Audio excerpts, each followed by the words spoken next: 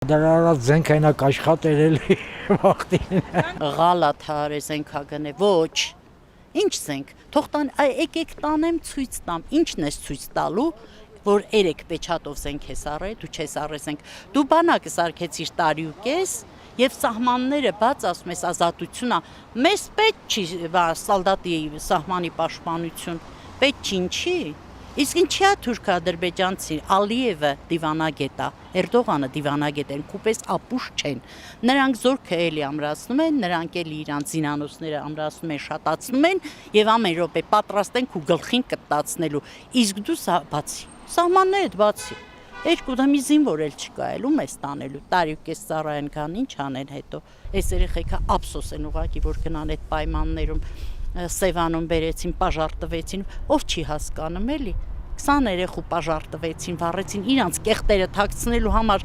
ախր դե հերիք է էլի, որ մեկը թվարկեմ։ Ես ամեն ինչին ուզում եմ հավատամ, բայց բաներ կա, որ շատ դժվար է հավատալը։ Ես սիրում եմ մարդկանց, որ ճիշտ են խոսում։ Չգիտեմ, չեմ հավատում։